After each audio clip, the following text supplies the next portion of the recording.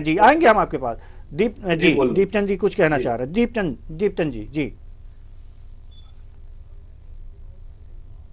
कि चुनाव में जब भी कोई पार्टी रणभूमि में लड़ने के लिए ये उतरती है तो कोई ये नहीं सोचता कि हम टक्कर में नहीं है, हम हार जाएंगे। हम यूपी, हमारा झारखंड में चुनाव जीतने के लिए लड़े। इन राज्यों में परिवर्तन का जो हमने संकल्प लिया था उसमें हम खड़े नहीं होते।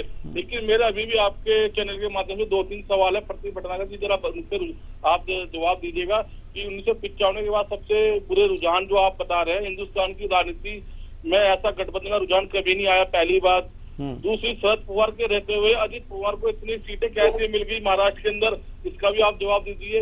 और रही बात आप यूपी के अंदर जो आप कह रहे हो, आपने तो मनुस्मृति की झलक दिखा दी आपने प्रति भटनागर जी, उस पर आप नहीं बोलेंगे। देखिए कहीं ना कहीं लोगों में लोकतंत्र को लेकर निराशा आ रही है।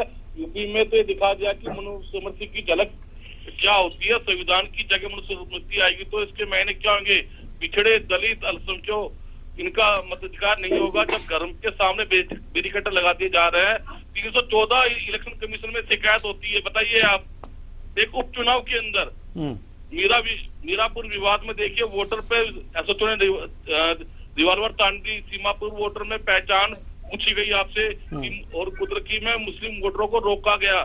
बताइए तीनों जगह पिछड़े, दलित, अल्पसंख्यक वोट नहीं डालने दिया गया। तो ये तो मनुस्मृति की झलक आपने साफ साफ दिखा दी है। आप संविधान को खत्म करने की बात करते हैं, आप लोकतंत्र को खत्म करने की बात कर रहे हैं। तो मैं तो आपके चैनल के माध्यम से कहूंगा, अगर यही रुझान आ रहे हैं तो आप इलेक्शन कराना बंद कर दीजिए और अमेरिका की तरह इलेक्शन कराइए सीधा ही सीधा। नहीं, हम तो ये कह रहे हैं ना कि आप अगर जो आपत्ति है जिन दलों को, वो इलेक्शन में भाग ही ना लें कि नहीं हम इस तरह से इलेक्शन नहीं लड़ेंगे।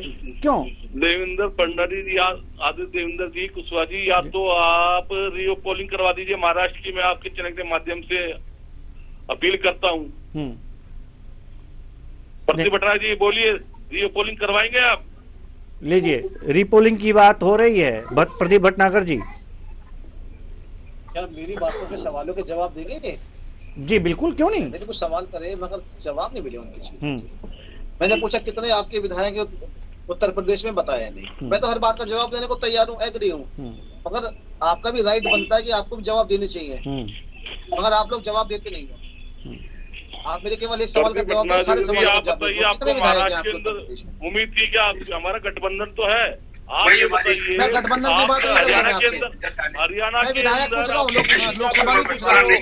बताइए छत्तीसगढ़ के अंदर उम्मीद थी कि आपको किसी प्रवक्ता ने कहा कि आप उत्तर प्रदेश में कितने विधायक हैं, थोड़ा मुझे बता दीजिए। मैं आपके सवाल का जवाब देता हूँ, लंबा मत खींचो भैया, राजकुमार जी लंबा मत खींचिए। मेरा निवेदन है, समय मत खराब कीजिए और सवालों का जवाब दीजिए। मैं आपकी बातों का जवाब दे सकूँ। आज खतरे में हम इसलिए खुलेआम से चुनाव लड़ रहे हैं। हम तो कह रहे हैं कि संविधान और लोकतंत्र, जब तो ये भारतीय जनता पार्टी जब तक खतरे में, ये अटल वाली बीजेपी नहीं है जिन्होंने कहा था कि मैं। आप पे जवाब नहीं है ना, आप पे जवाब देना नहीं चाहते ना, आप सवाल करना सीखे हैं, आप पे जवाब देना नहीं सीखे। जब से मोदी जी आए हैं, मैंने आपसे बहुत छोटा सवाल करा, आपके उत्तर प्रदेश में कितने विधायक हैं बता दीजिए। बात ये नहीं है, देखिए कुशवाहा जी, आदरणीय कुशवाहा जी, समस्या यही है कि देखिए महाराष्ट्र के अंदर, सुन लीजिए भाई साहब, सुन लीजिए, एक मिनट सुन लीजिए, एक मिनट भाई साहब सुन लीजिए। देखिए महाराष्ट्र के अंदर ये लोग चुनाव हारते हैं तो ये बड़े परेशान और उतावले हैं, हर बात का जवाब चाहिए इनको, दोबारा रीवोटिंग चाहिए। मगर ये हिमाचल में जीत के बैठे, क्या उसमें रीवोटिंग नहीं होनी चाहिए?